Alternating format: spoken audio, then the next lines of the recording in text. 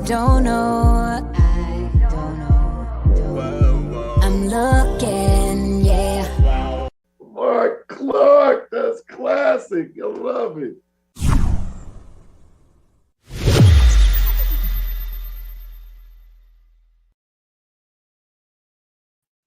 Good morning and welcome to the Marc Clarke Show this morning, Bootsy Vegas. I gotta say, this is probably the first show I'm a little bit nervous. Don't worry about it. Nervous. That's what you got me here for, Mark. Here's the thing about all this. As I tell Raheem Devon's musicians, if you get in doubt at any time, you get a little nervous, just look at me and I'll guide you to the victory. Don't worry about it.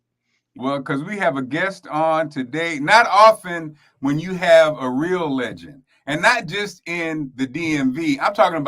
I was talking to this guest about my radio exploits, and he knew everybody I knew on my journey before I knew him.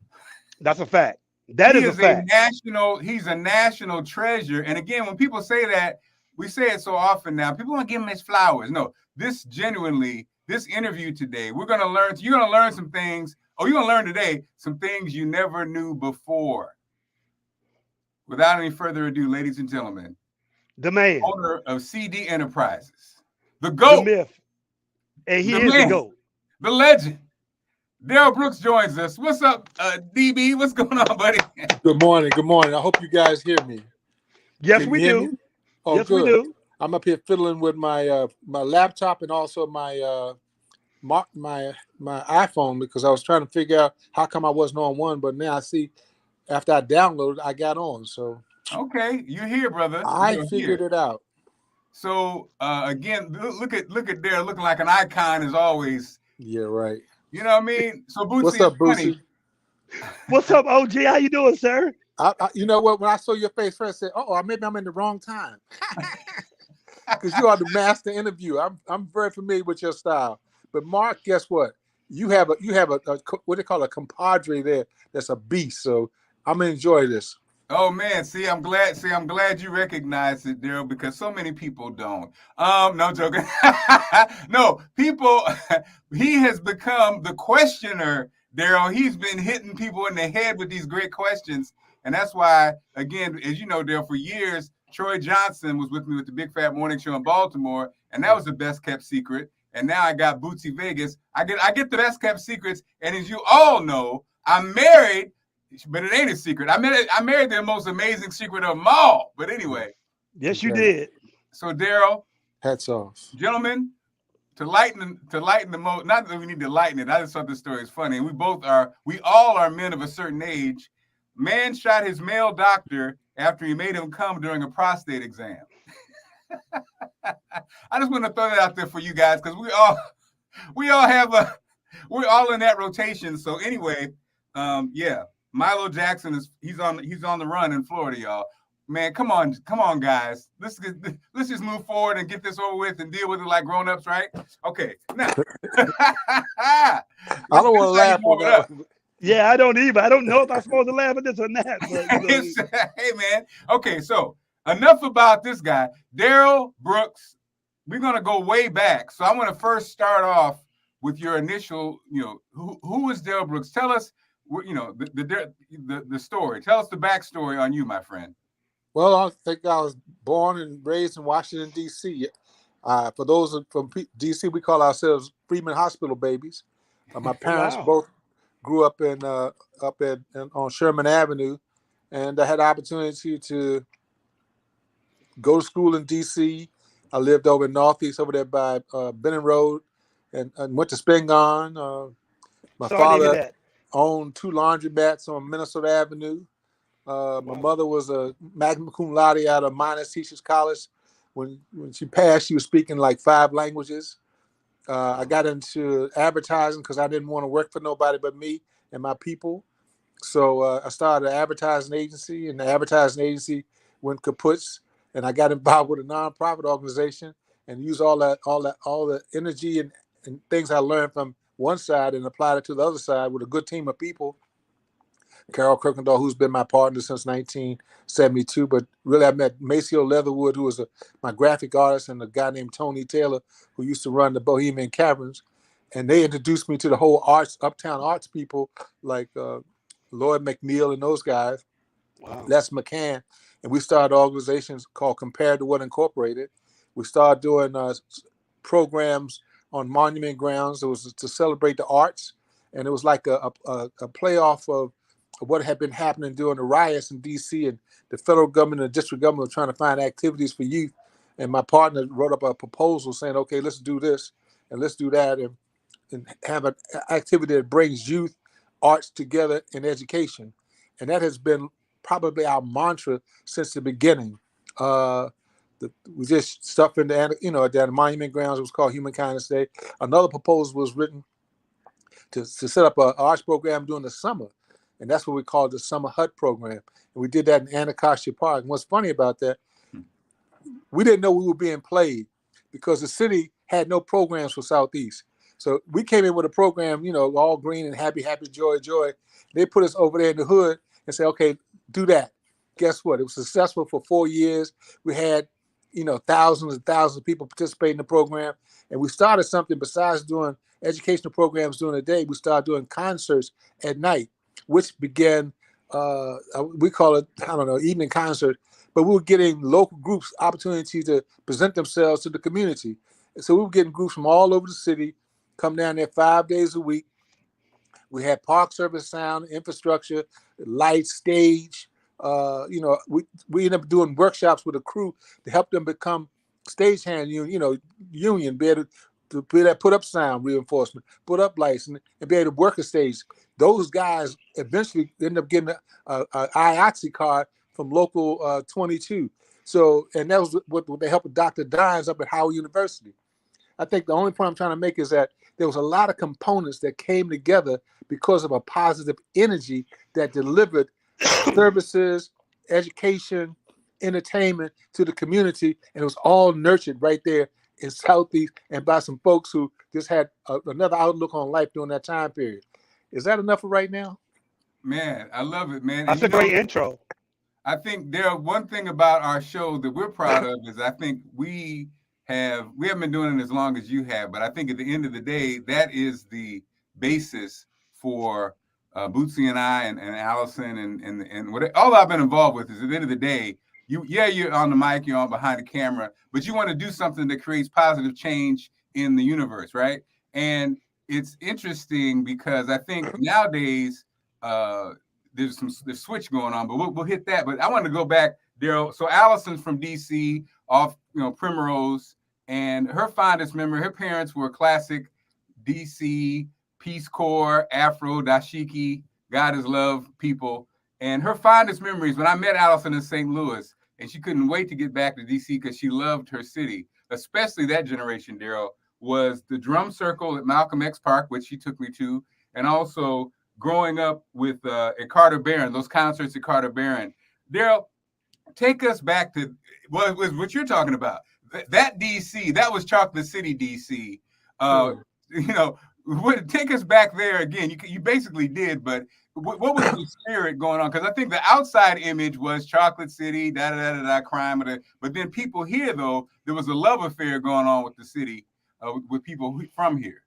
Well, I think the thing that for me as a homeboy of DC, there were certain things that just made me smile. There was record stores that would play music and people could dance. People loved to dance in DC. But also we had a lot of musicians. When you think of musicians, you say, yeah, somebody in a nightclub. No, these were musicians in high school bands, junior high school bands, a church on Sunday. So you had lessons everywhere. People were playing horns, drum, guitars. They were playing all kinds of stuff. They were singers. And then the Carter Barron was like a flower in the park where you could see outside musicians come in and deliver good musicianship. But you can also go to the Howard Theater at that time. Kids during that time could go to the Howard Theater for like $2 or $3 on Sunday. So you saw shows. My first show at the Howard Theater was James Brown. I was terrified. I'd never seen that kind of energy in my life. You know what I mean? We watch it. We hit the back door of the bus, rode down to 8th and H, took the streetcar over to uptown to the Howard Theater, got off. It was about 7 of us. I think our ages might have been 13 to 15. We sat down on the line and waited to get in. When all these people making noise, when the mic came out of the ground, I said, I was blown away. And when he started saying, please, please, please, and started screaming, I knew I wasn't in church, but people were getting off. There was sweat coming off the walls that was so popping in there. So those were the things that nurtured me. And then when I was in high school, we used to sneak into the Bohemian Caverns because we used to play pool across the street. So at night we would go over to the Bohemian Caverns, pay a couple of dollars, go downstairs. I saw Jimmy Smith, I saw Les McCann. I thought we were just young kids. We called them block boys back then. Y'all call them something else now. But we were block boys, and we were wearing FootJoy shoes, and all you hear is Cavalier because we were dressing nice, and that's what we were doing. But the thing that clicked in my life, and don't laugh at me when I say this, my mother and father got tired of that. Said, no, you're not doing this. They sent me off to prep school, okay, in Great Barrington, Massachusetts. Total culture shock. Because normally the only time I saw a white dude is when he came to pick up the money for insurance. Now I'm in a sea of white folks. I'm like, what a brother going to do? Can I get some help? But I learned so much from that because it was a culture exchange. I met guys from Africa. I met guys from South America. And then we went to summer school because my grades were whack when I was going to spin gun. Because the only thing I was ever interested in was football and working my father's businesses. They sent me to summer school in Europe in a place called Llantwit Major, Wales. Wow. Llantwit Major, I lived in a castle, St. Donald's Castle. Look it up, pretty castle. And we had summer school there. And at the end of summer school, which was about 8 weeks, then we did a tour of Europe. I went to Scotland, Ireland, England, France, Germany, Switzerland. Wow. And then I came back home. When I came back home, that was in 1963. Soon that week I got home, they had the March on Washington. Now I'm sitting there, I'm on television on BBC trying to tell folks, they're interviewing me saying, well, Darryll, what do you think about the race problem in America? I said, it's no problem. Because I didn't know what to say. I'd never been on interview. I didn't know I didn't even know the platform I was on. But I felt bad about it later on. I said, because I didn't tell them what I really know. I just played the role that I thought I should play in that particular space. But when I came home, I joined up, hitchhiked down to the Monument Grounds, and got in the March on Washington. I went to college because my parents said, "Man, what are you going to do? Are you going to go to college?" See, got entry to about 7. I went over in Kenilworth because some of my partners live in Kenilworth. I said, "What college everybody going to, man?" They said, "Man, a lot of brothers from DC up at Central." I said, "That's where I'm going because I want to be around brothers I know." That's what you do. When I went to Central, I ran into brothers from DC. I ran into a brother living on my block. I didn't even know he was going to college, and I had a ball. But I met guys from Chicago, Detroit, Cleveland, Gary, Indiana, New York, and that melting pot of music, that melting pot of culture, that melting pot, because instead of going home for the holidays, what we would do is go to everybody's neighborhood. I would go to hang out in Chicago. I would hang out in Cleveland. But it gave me a bigger understanding. What year was this? What year was this? 63 when I first went. But here, I'm going to say this one thing, and this is going to set it off for you, Mark. This brother had just got back from Vietnam, okay? I'm sitting around wearing Vitalis and a stocking cap every night. The brother came to me and said, Brother Brooks, come here. You ain't got to do that, man. Don't need to wear that stocking cap, man. Let your hair grow natural. I said, man, I can't do that because it'll be nappy. No. Do me a favor. For the next 2 weeks, don't put none of that stuff in your hair. Don't do that. Don't put that stocking cap on. I grew an afro, but it also woke up a consciousness that had not been nurtured to that level. Come on now. You understand what I'm saying? Ooh. That consciousness flipped the switch because a whole nother lens came into play. I ended up going to jail in Yellow Springs, Ohio for a sit-in and a protest because this white barber wouldn't cut black hair, okay? But we ended up caucusing with a lot of brothers from Yellow Springs and from Central, from Wilberforce, and we started raising our own consciousness on black history, Black information. So when I came back home, I was wearing a dashiki, had a big fro, and I smoked a little weed every now and then. But my whole enlightenment flipped. So when I got caught up with Tony and all those guys, I knew what, from a cultural standpoint, was going on. I also knew what was happening economically with our people, and that's why I got in advertising. I said we need help to get Black folks to enjoy what Black folks do, because we're so used to giving our money to white folks. Why can't we give our money to our own folks? We can do a restaurant, we can do a hotel, we can do all that stuff. But the consciousness will not flip that switch, because we have a massive amount of money that we control, but we give it away to everybody but ourselves. Mm-hmm. Gentlemen, y'all have the floor. So, Darryll, I mean, first of all, I'm gonna unleash Bootsy, the questioner, but he know what's coming. And be clear, he know what's about to come. He knows what's coming. And so, Darryll, first of all, what a blessing to have you on this show. Again, this is history. This is, I'll send you the link. This is recorded. We don't, you don't get these interviews on television. You don't get the real stories. You get, and I know it has to drive you crazy because you're older than we are, Darryll. And I'm at the point where I see stuff, I'll be like, are you sure you're older than I'm older?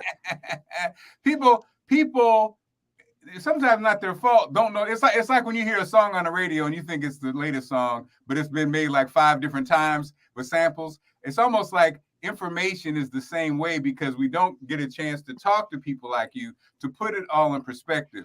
And so, Bootsy, I know you got probably DC specific questions. And so, Bootsy, I'll do a pre-question, Bootsy, then you can go, and then we'll come back to Darryll. It's all good. Okay, so Darryll, what I wanted to get into was, boom.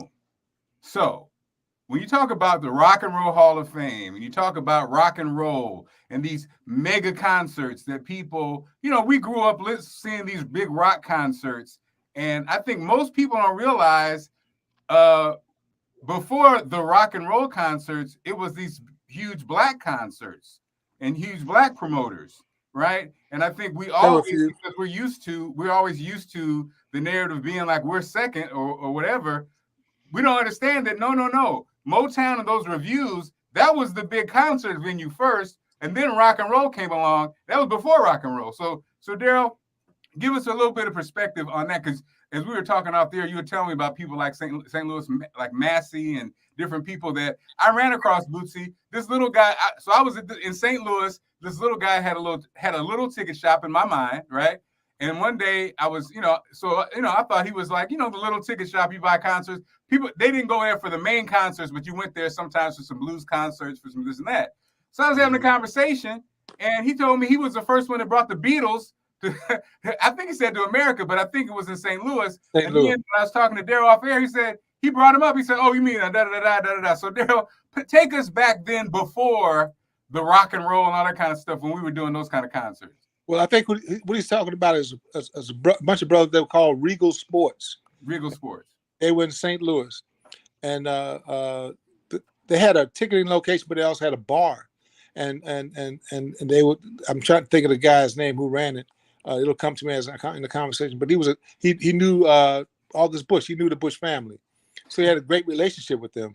But at the same time, once you pass that part of the Mississippi River, he was the guy. He was the I don't know, the staple of that music entertainment community, because they had a place that everybody would shop, go, get some liquor, and that was a club. But at the same time, his record shop, they had a ticketing system. This was before Ticketmaster that basically sold all the tickets in that area. So it was a natural for him when they came that way to let him be involved, let his team be involved. Mr. Massey was one of them. Oh, I can't get the guy's name. Help me with the name, Mark. You mentioned it the other day, but I didn't know him. But go ahead, Darryll. It's okay. No, but it bothers me because he's when you ask about old guys, there were guys like Henry Wynn that was in Atlanta. There was guys like Teddy Powell and out of Jersey and New York, and they basically did all the touring. Louis Gray on the West Coast.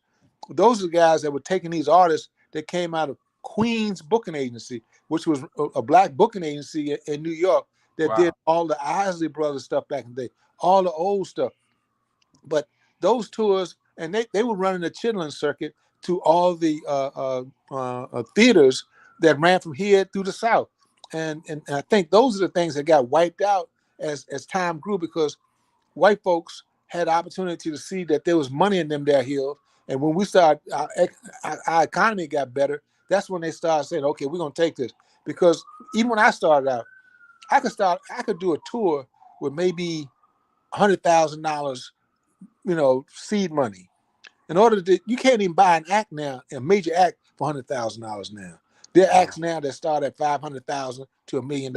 That's just for one show. That's not for a whole runner show, 30 or 40, 50 shows. When we toured back in the day with like Parliament, Funkadelic, if we didn't do at least 60 to 90 dates on a tour, it wasn't a tour. 30 major markets can get you a short run. That was like child's play. Because we were going all those secondary and tertiary markets, you know what I mean? Omaha, Baton Rouge, all through the bottom, all over the place, along with the major cities. You know what I mean? These big companies, they start buying up all the property and they change the landscape. And instead of buying an act for one year, they would buy the act for 3 years. So they would take them out of black guys' market because you didn't have the money that these other guys are offering, and the acts look at you like, "Hey, brother, love you, but I got to get this cheese, man. I'm gone." You know what I mean? And I'll say, "Well, do me a favor. Then tell him I have to be a part of it because I laid the groundwork and you have a relationship." Some of them did. Stevie Wonder was. Stevie always kept a brother in. Earth, Wind, and Fire always kept a brother in. But the rest of them folks, a lot of those folks, they lost you as soon as they blinked. Oh. And you can't even get a backstage, but hey, man, I'm not. No, man, you got to talk to them. What do you mean I got to talk to them? I don't know them. I know you. I was there when you were hungry. But it's another conversation. But those are the things that transpired even to the day. You know what I mean? Period. And Bootsy, what's crazy, Bootsy, is the gentleman and the team that Darryl's talking about in St. Louis. When I arrived, on the radio, so let's say that was the 90s, the guys that interned. The Jewish kids that interned with Regal Sports not only had their own ticket system, they also bought the venues, like Darryll said. So they got the knowledge from the brother, and then I'm quite familiar. Right, quite familiar. Yeah. So Bootsy, the questioner, what do you have for Darryll? Okay, so it's so many layers to unpack, but let me just put this in really perspective. This is my humble opinion, right? I don't think you can have a discussion on go-go music and the circulation of go-go music outside of the market without having a conversation with Darryll Brooks in it. This is a fact. You know what I mean? So it's so many layers to really unpack it. But let me give you like a small story before I start going into my question. So I was working with Earth, Wind, and Fire. There was this big show at the Kennedy Center. So for people who are watching, y'all do know the Kennedy Center is like a huge spot or whatever. And I remember Verdine asking me, "Do you know Darryll Brooks?" And I'm like, because I was thinking it could not be the same Darryll Brooks that I know, and then Darryll Brooks from DC, because I just thought there's no way that could happen. And I can remember our first conversation that me and you really ever had was in the Kennedy Center cafeteria, me, you, and Bernie talking about go-go music, where it should have been, blase. So it's just going to show you that, how far your arms stretch. But I would love to know, just from you in general, what came first for you? Was it the promoter or was it the manager? Which one did you venture into first? Because I know you have an extensive promoter background, but also a successful, extensive manager. Which one for you came first? Well, to be honest, I would say manager for the following reason. When we started doing stuff in the park and did Human Kindness Day, I would introduce and bring a lot of bands to play down in Anacostia Park, or they would be at our programs at the monument ground. But the other part of that is that the city gave us another contract so we could help them get bands for other parks around the DC through DC Rec. So one band in particular, a band called Black Heat, kid named Esco Chroma, called me up one day and said, "Hey man, I want you to be our manager." I said, "Man, I don't know nothing about management," but I'd already put them on like several real good gigs, for the city. And he said, "No, I don't care what you don't know. I want you to be our manager. What you don't know, we'll figure out together." Yeah, I said, "Yeah, all right, holler at me later," because that was not what my headset was. Right. And about 2 weeks later, he said, "You got an alternative. You got to let me know by Friday." I said, "Okay." I said, and what happens Friday? Because we got a record deal with Atlantic, and I need you to go up there and talk to him for me. You start adding right there. Let me try this one time. So I got involved with him, and it was a very good, interesting, life-changing experience because What year was this? What year was this? I would say probably around 74, 75-ish. Okay, because it's a reason why I'm getting these years. So you said 74, 75, Black Heat, Atlantic. What was that experience like? I went up there a total buffoon because I didn't know the record game, but when I went up there, I just knew basic business acumen and also street acumen as far as promotion. But the stuff that they were talking about, the things I know now, if I had known even a piece of that, it'd have been a whole different set of circumstances. But we ended up recording the second record. But the thing that happened with those guys, there was one of their guys who had formulated these guys had copyrighted their name, so they didn't have the rights to the name Black Heat. And That's how it happens. Phil Gilbo, who used to work for Ray Charles, he's the one that formulated the band, hooked up the band, all these young boys, but he would go on the road while these guys were at home still grinding and trying to do records. So when our second record came out, Phil Gilbo came in, shut that down, took the record company back together, and left them. So they were called AKA, also known as, and their whole stock went down. So that was the end of that run for all of them. They never really got themselves together after that. But you would say it was a great experience as far as learning. That was your introduction to the record. Yeah, I mean, I learned a great deal because we were going on the road. These guys would kick ass with Commodores, Cool in the Game. We were going all through all the colleges, all through the South, and they were a great band, super band. But when you see those other bands playing, they could go toe to toe with them. Wow. So I would love to know, because that still to this day, there's still discrepancies on when or how. Could you tell me, as a DC native and a promoter, when did you start realizing or see the beginning stages of go-go music? Because for people who do know, you have a huge stock in it. But just from the beginning part, what year do you remember it being formulated, and who were the people you remember doing it? Well, that's interesting. The way you said that, it has its own mystical look at it, because we used to go down in Anne Arundel, down at Columbia, Maryland, because there would be barbecues or beach parties. Chuck Brown would be the hot band during that time. Young Senators would be the hot band that time. Sir Joe and the Free Souls were hot band at that time. But the word go-go, I started hearing with Smokey Robinson, The Miracles. I also going to a go-go, the song. Yeah, I also started hearing it when Max Kidd and Mike Kidd, they used to do shows at the Creambow Palace, and they would use that term go-go. The term kind of infiltrated through advertising and marketing, and it just made sense. You know what I mean? And I, as I told you earlier, I had an advertising agency, so I was one cutting those commercials. And once they gave me the copy, or either Bobby Bennett or Mr. C will be doing the spots, that's when the word came out. So we just that was just a cliche that you constantly hear. But then I used to hang out with Chuck, because I used to try to get Chuck to play with some of our programs in Anacostia and down on the Monument Ground for Compared to What. And to hear him explain it, I was there all the time. Bands would get up there, they would play a record exactly like that was on the radio. Then they would stop, tune up again, and start all over again. So people would stand up, dance. The music stopped. They go back to get a drink, go to the bathroom, whatever they have to do. Then when the music started, they get back up and start over again.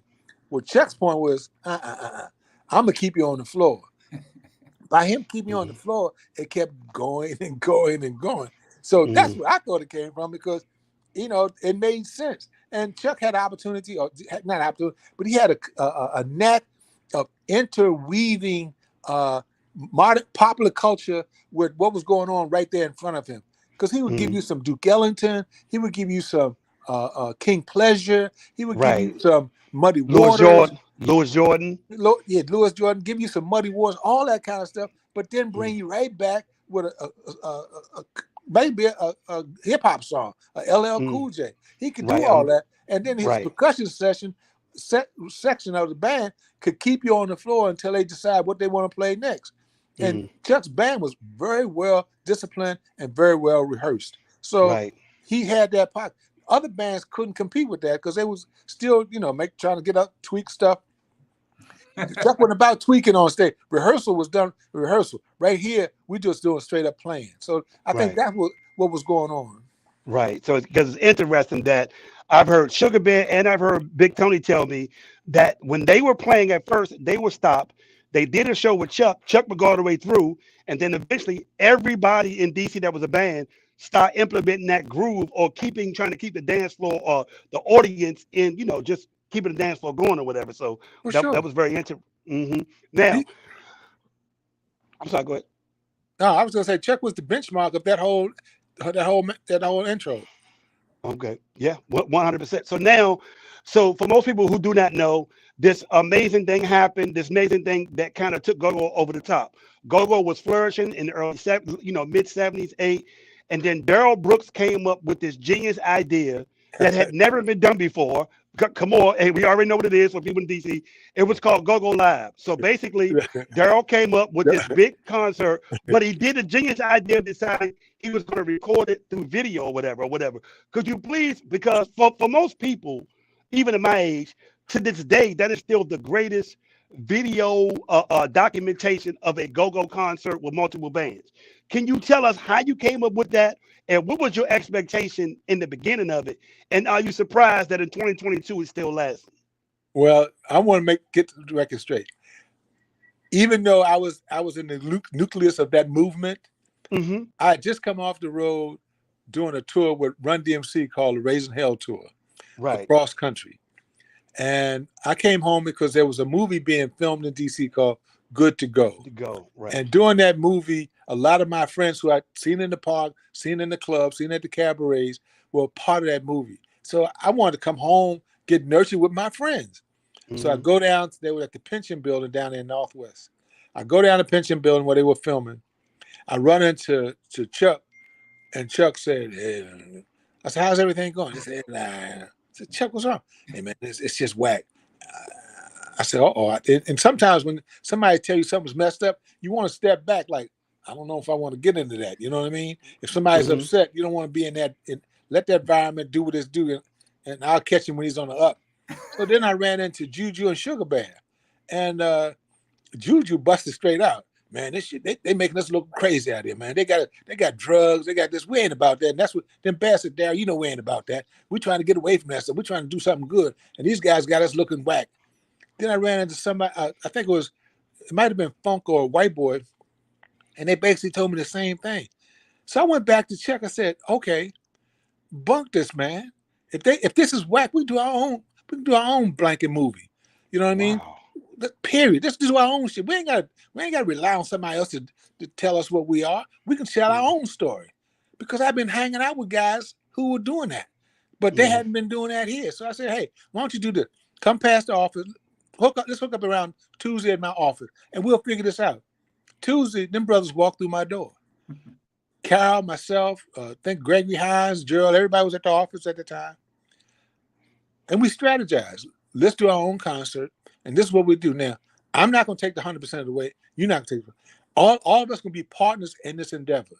Okay. Chuck, this is your responsibility. Sugar Bear, this is your responsibility. Rasmus, this is your responsibility. Who else do we have on the show? Little Ben in the mask? Okay, we'll bring Little Ben in. Who else? Junkyard, we'll bring Junkyard in. Who else? Charlie Fenwick's crew? Yeah, we'll bring Hot Cold Sweat. We'll bring his crew in. That sounds like a good show. Now, here's the other part you don't know. The Capitol Center wasn't having that. They wasn't letting Go-Go in that building. Wow. That was not their mantra because DC and Go-Go was like a stain in their head. Yeah, so bad news. I went up there and talked to the building manager and talked to A-Post. Hey, we guarantee you there'll be no problems at this show. There'd be no problems because how we used to do, we would bring one Go-Go act in the building, but we wouldn't let them know what kind of act it was.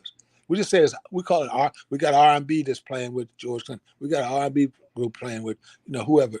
We never use the word go-go because once you put that label on it, they hit no. So we flipped it, and when we went and talked to them, said we guarantee this show will be a great show. And they basically said, okay, we're gonna let you do this.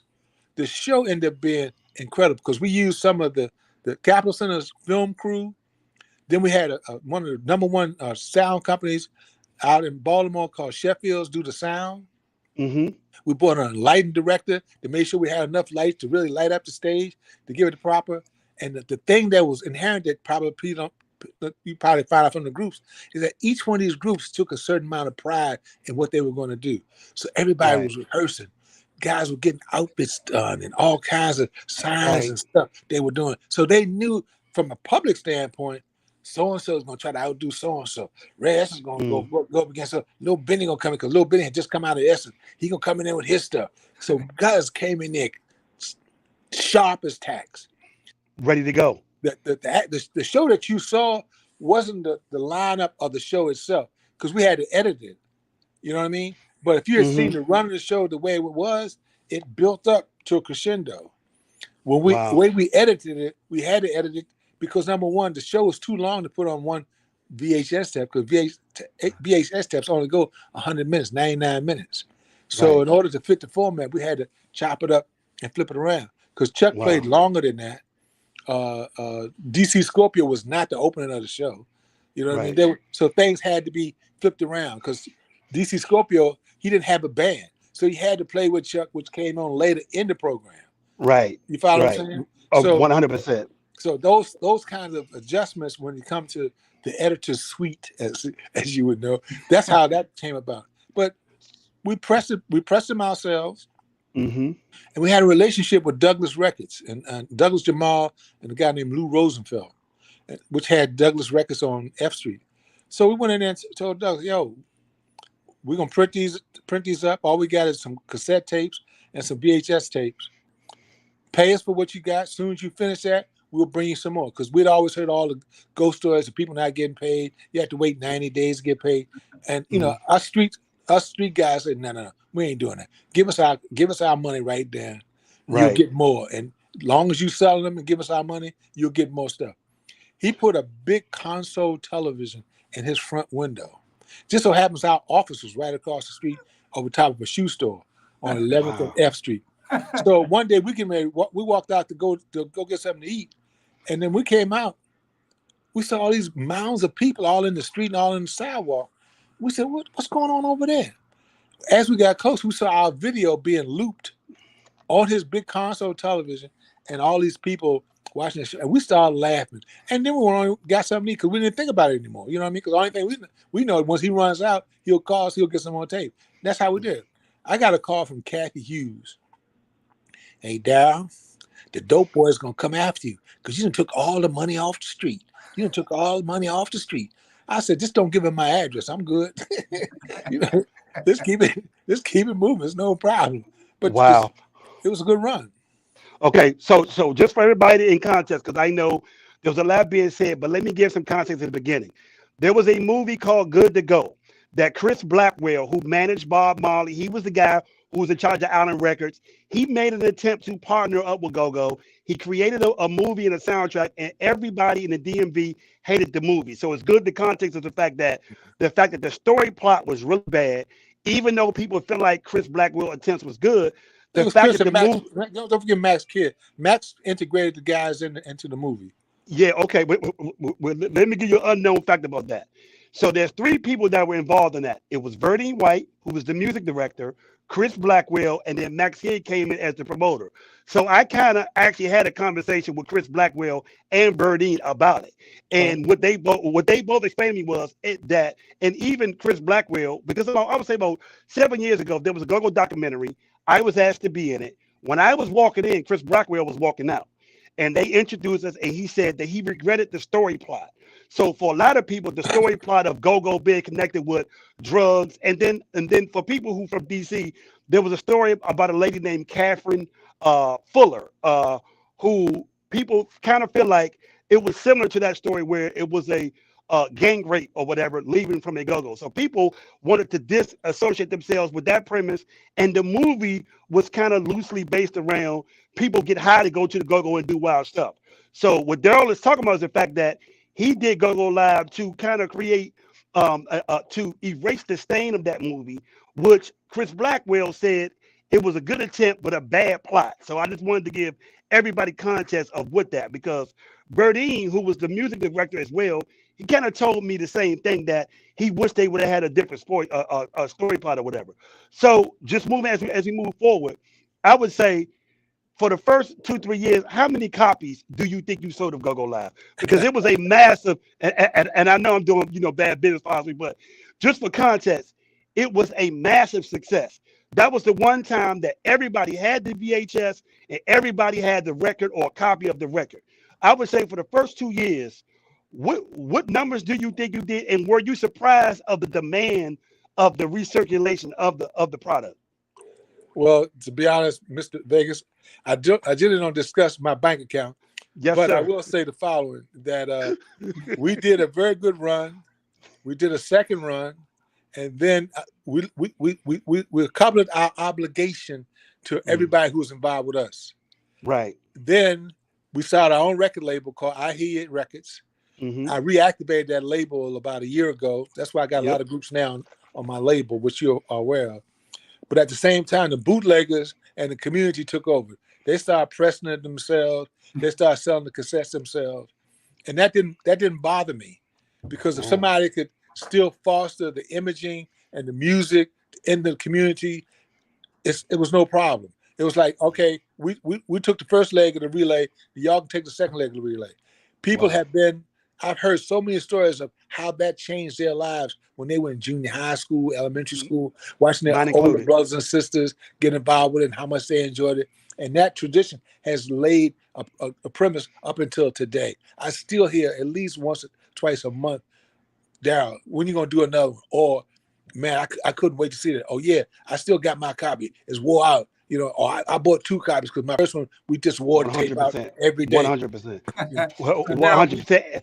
And let me say this, and before you go, my bad, what people do not know the depths and the importance of this is most young kids my age introduction to go-go music visually was through this. There was no visual video presentation. What that product did was spawn the next 2 generations of go-go music. This is a fact, Mark. Like, this ain't even a thing. Without that, I don't know if go-go would have been able to sustain itself. The visual pod of seeing that sparked a whole generation of people doing go-go music, including me and everybody that is probably on this label right now. Go ahead, Mark. And again, amazing line of questioning. And shout out to, so Darryll, Tony Brown is online. Also, Dira says, hey, Uncle Darryll. Mike Long, who is Tommy Broadwater, that's his grandson. They all say, what's up? Mike Long calls you a fucking genius. Love it. And so, Darryll, your life almost plays like the fictional character Forrest Gump, and that you've been a part of so many different turning points in music.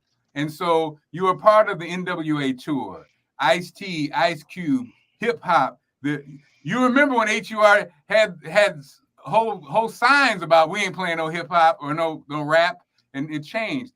Darryll, so I remember there was a time when rap was first rap, let's say New York culture, but then there was a phase in the 80s where it was a real positive phase where rappers were talking about, they kind of even threw the gold away, had the Ankh, they had the Africa leather pieces, they, the raps, the songs could be talking about drug trade, but the ending of the story was a tragic end. I mean, all you gotta do is look at the children's story to see that, right? And then it changed. Now, my conspiracy mind, Darryll, and I have a conspiratorial mind. When I hear kids in these songs now still whipping it up in the kitchen, damn, Darryll, are they still whipping it up in the kitchen in 2022?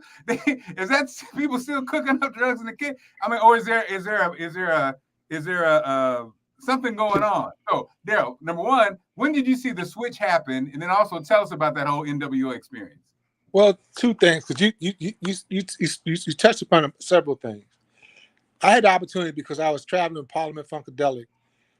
We used to have Curtis Blow, Grandmaster Flash and the Furious Five open our shows because they had hot records.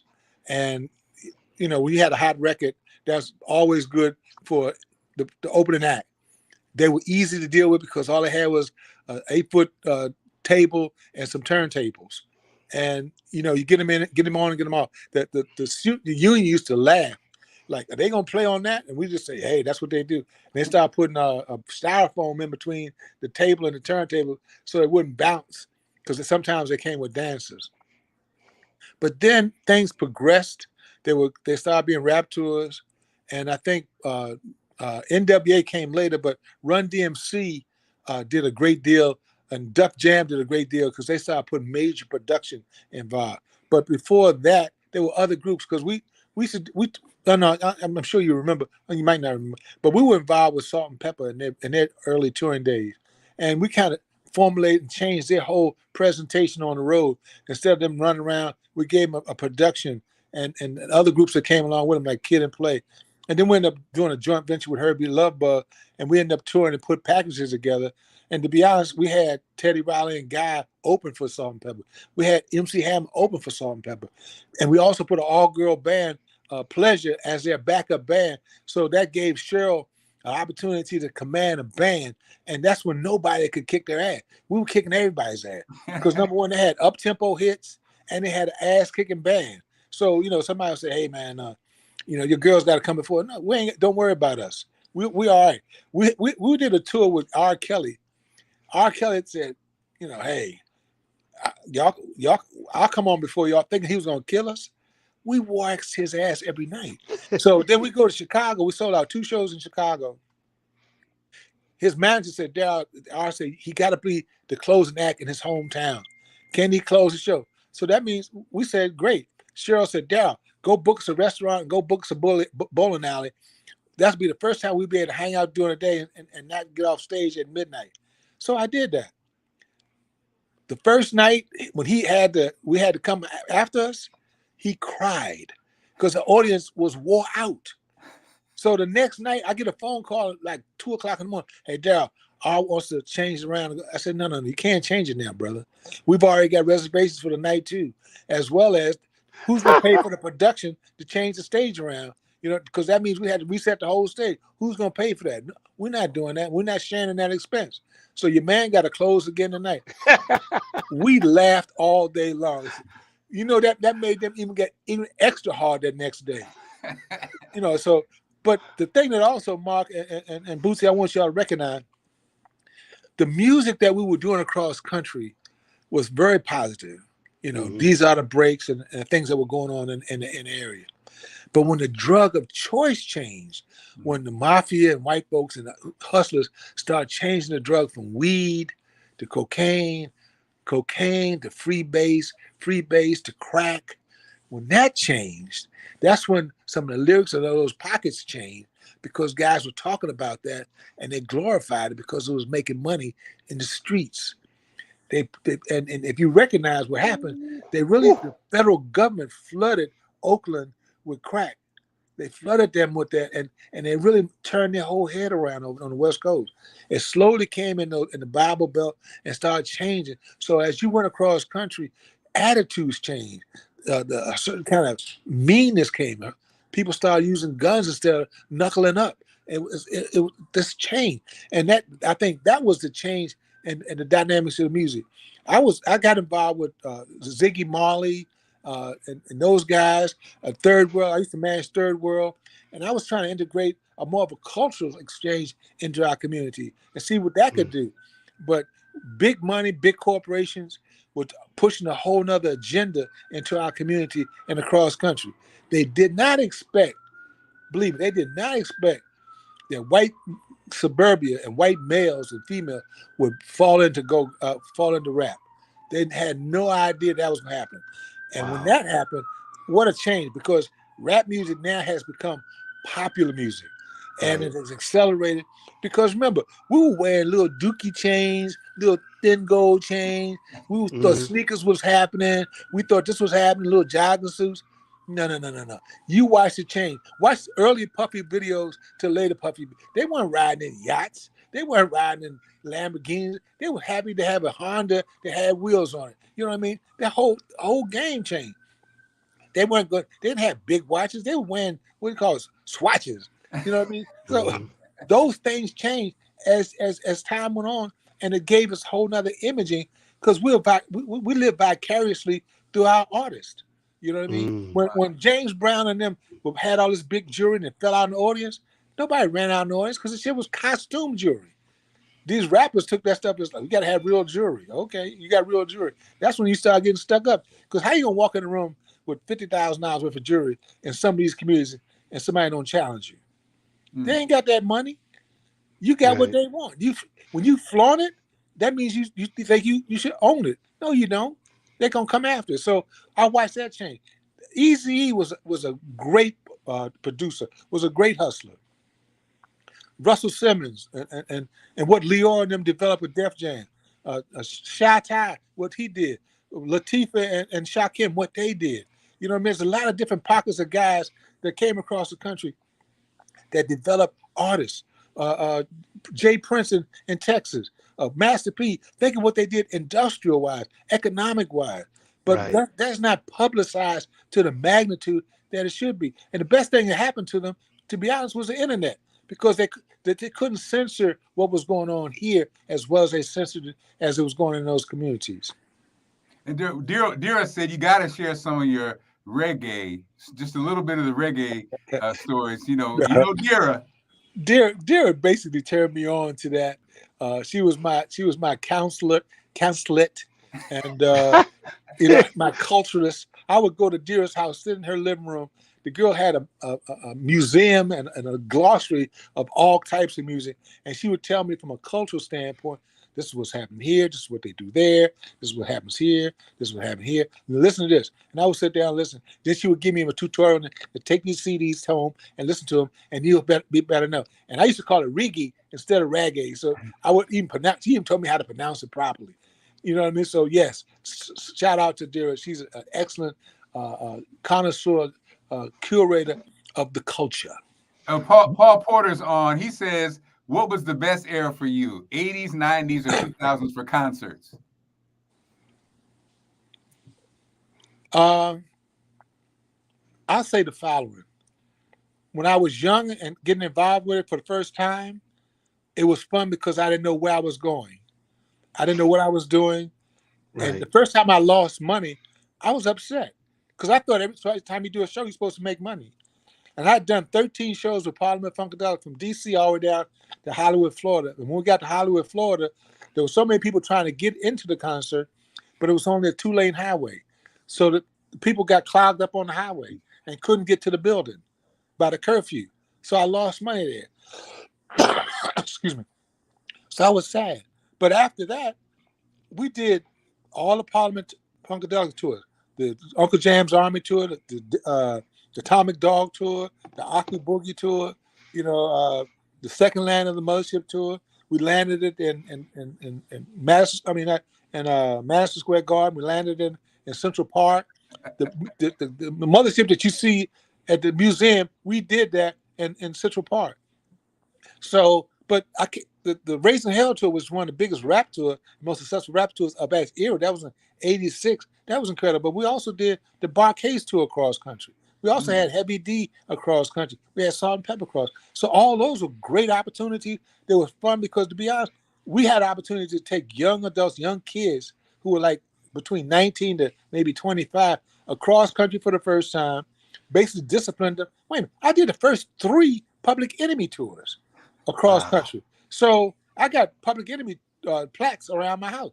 Those were the things that were, to me, groundbreaking and conscious raising of that era. So to answer Paul, I would say that time period, when things got much bigger and the money got much bigger, that's when things changed because I had to deal with major companies. I had to deal with Live Nation. I had to deal with AEG and, guys who, had money coming from the stock markets or from billionaires, had to partner with them.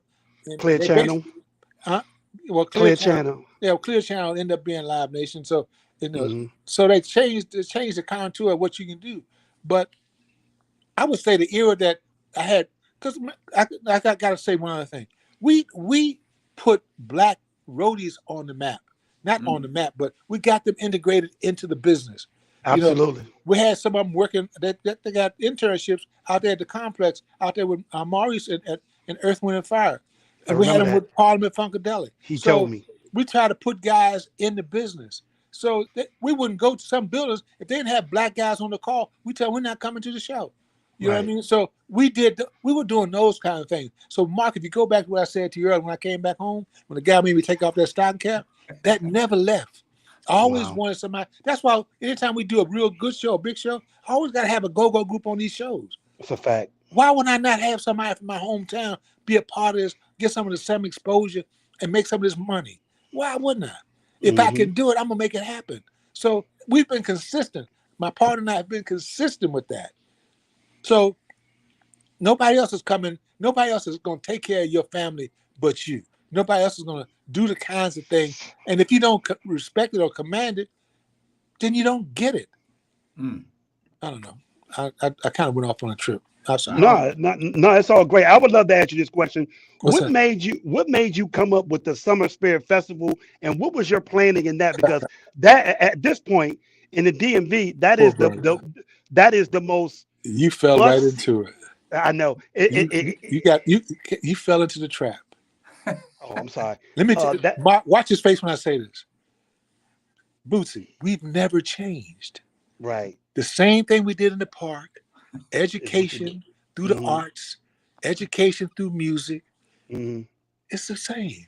Right. White folks got tired of using human kindness, so we say Summer Spirit. Right. We still have arts and displays and craftsmen on the line. Busy Bees Marketplace has over 90 different artisans, sometimes even 100 artisans on the grounds. The music comes from all cultures. We've had people from Australia, Africa, England, as well as contemporary artists in the States on our shows. We've never changed. Right. We got black guys on stage. We've never changed. We just changed the name. Semantics work. Right. Our consistency, if you look at our career, Carol's, my career, and we've been in business for 50 years. If you look at our first concert to our concert now, the format is still there. Wow. We still care. We still are culturally aware. Not just another concert, but an event. Wait a minute, there to spit some bars too, Bootsy. What's going on? Absolutely. Somebody had a question here, and it's a great question. I guess, what advice would you give to a new artist, and what advice would you give to a go-go band that's trying to venture outside of the DMV area? So I guess the first one would be a new artist. Go to those other areas and find out what they're talking about. Find out where their heart's at. Let them know who you are as well as you find out who they are. That's when they're meshed. And Mark said something else earlier when he said, "Well, how did you do that?" When DC didn't care about rap, we did a concert called Go Meets Rap. I remember we that. brought some of the best rappers and had the best go and let people see them together. They're talking about the same thing: life, love, happiness, having fun. When the culture changed, that's when their focus changed. Until the dope boys got involved with the game, they said, we can make some money. Let's talk about this weed. Let's talk about this chain. Let's talk about this money. Let's talk about stripping. Let's talk about sex. You know, Salt and Pepper, when they said let's talk about, it wasn't about the kind of sex I hear these other people talking about today. Oh, heck no. You know what I mean? But them boys from that down that bottom song talking about lollipop, we were more conservative than that.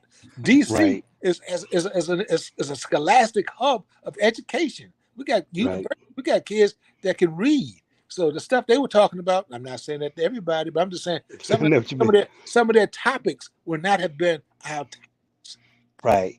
Last thing for me before Mark jump back in, can you give me your best Chuck Brown story? Because I know you had many. I remember at his funeral, you gave the funniest Chuck Brown story about Europe. Can you give us your favorite or your best Chuck Brown memory, just experience in general? I'm gonna give you two. Okay. So Chuck had because I was such a fan and friend, and I'd worked with him and did shows with him. He said, Darryll, I want you to make a phone call for me because I got an opportunity to go to Japan.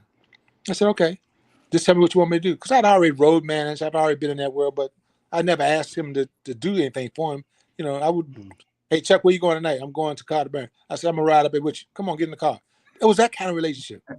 Right. So he said, okay, I'm going to go to Tokyo. Just make this phone call for me and get all the information. And, you know, you can go with me as my road manager. It's okay. So we went to Tokyo and Osaka. Did all the preliminary work, did all the prep work, you know, the advancing the show. I did all that. So we get to the show, and it's during the Christmas holidays. The first time we played Osaka, I was blown away. It was incredible. The Japanese people, incredible, gave you everything you needed. So we get to Tokyo, then we got to stay there for 2 days, 2 shows. So we prepared, the car's out front waiting. I knock on the door. I open up the door. Chuck opens the door. He has on a tuxedo. Chuck, what the fuck? What are you doing? He said, Darryll, that's how they know me here. I said, you Sammy Davis Jr. Look at what the hell is this? But you know what? We went to the show and they sang his music. They might not know what the words they were singing, but they were singing his music. That was incredible. We had the opportunity because of Chuck's family and Tom Goldfogle to produce his memorial service at the Washington Convention Center. Amazing job too. And I'm sitting there listening to all these people talk about Chuck. And I'm saying, who y'all talking about? He did what? Marion Barry gave him a straight up speech and some council person straight up speech. I started looking around. I said, wait a minute. I got up and I said, I don't, that ain't the Chuck I know. I said, Chuck Brown? I had my piece of paper. I put my name up there. How many of y'all have ever put your name on a piece of paper and want to hear Chuck say your name? Everybody roared. Yeah. They sure did. I said, that Chuck, I know. How many of y'all? Right. And I started walking, I started pacing the stage. I said, y'all tell me, is that the Chuck y'all know? And people just roared, man. Yep. Chuck made you feel important. Chuck gave you status if he said your name. That's a fact. And when he shouted you out, believe me, you might be able to get a drink or a girl that day. That's a fact. So that's Chuck I know. Unknown story about Chuck. The last interview that he ever did, I actually did. We did it at Go-Go Radio. The last interview before he passed away. And when he left, he told me, no matter what you do not never give up journalism. He said, look, man, DC gonna need you because you're one person that can speak on both sides of the fence. He even predicted that Wale was gonna be successful, but the last thing he ever told me was do not give up journalism, which is the reason why I'm still doing interviews today. Well, that's how important he was. That's how he would empower people. So amazing story about that, man. And so Darryll Brooks, as we knew it was going to be an amazing hour or so, bruh. We love you. We appreciate you. Thank you. We value you. We value you. We're stand on your shoulders. And again, what you brought and what you bring is what we all hope to bring, and that is positive change in any space that we're in. How can people reach you? Tell us about you, anything coming up, and again, how people can reach out to you. Well, as it stands right now, our biggest event is the Summer Spirit Festival at Meriwether Post Pavilion. And this year we got Erykah Badu, Anthony Hamilton, Marsha Ambrosius, Red Method Man, Jay Brown, a Junkyard Band who's just going to be releasing a new single very soon. We're very excited about that. We're also doing Patti LaBelle at MGM. That's coming up. And also later on in the year, we got Chris Rock at the Constitution Hall. So those are some of the things. There's a possibility of another show coming, but it's too early to talk about it. I'm easy to find. Darryll Brooks at AOL.com. 2 R's and 2 L's when you spell Darryll. It hasn't changed. People laugh at me. You got that old school address. Hey, it worked then, it works now. And they're always, hey man, always send us the commercials so we can run them on the show. You know, we're partners, brother. We family, you know. Be glad to. All right, man. Well, thank you, ladies and gentlemen. One more thing. Uh-huh. I Hear You Entertainment, my record label. I have some great records out right now. Yes, one experience. They have a record out, If It Feels Good, which is doing very well. It's slowly picking up. Serious Company right now. Sugar Bear. Happy birthday, Scooby. I'm sorry. Birthdays today. Happy birthday, Scoob. Wisdom Speaks. WAP has a product being released. I think I hit everybody. I hope I hit everybody. JYB, Rayson, no, not Rayson's. EU. Serious Company. Serious Company. I think I hit everybody. Yeah, you did. If I missed somebody, don't be mad. I'm old. Ladies and gentlemen, the Darryll Brooks, Bootsy Vegas. Hey, Darryll. Yes, Darryll, sir. just real talk, man. It's interesting that the two people I'm on this call with are the two people who empower me to keep doing journalism. I've always thanked Mark, but Darryll, thank you for the opportunity to create that amazing One Go Go World platform that we have now created, which is doing amazing right now. I just want to thank you for everything you do, but also thank you after all these years of still trying to pour in and provide resources and avenues for people like me to keep going. I mean, once again, we really can't have this story about go-go and just promotership in the DMV without you, but thank you for still what you're doing, man. I appreciate you immensely. I appreciate them random phone calls that you give me, you know what I mean, that you will randomly call me asking me, what are you doing? Why are you not doing this? You start yelling, I love you, get busy, and then he hangs up. I appreciate you, Darryll. I really do, bro. Hey, Mark, he's telling the truth. I told Mark, Bootsy is my program director for One Go Go World Live, and once we get some real funding, I'll be happy. I've even forced him to buy cameras and stuff so he can be the man on the street to be able to do it. I said the cameras they got, the phones they got out there today can film anything. Just get it recorded. We'll be able to do it on a platform soon. But Mark, I want to thank you for even thinking about me and putting me in your world. I've been your career for years. Always a pleasure, man. And again, you made it amazing. And I'll send you a link, man. This is history in the making. Everybody have a great one. That's how you start the week. We'll see you tomorrow.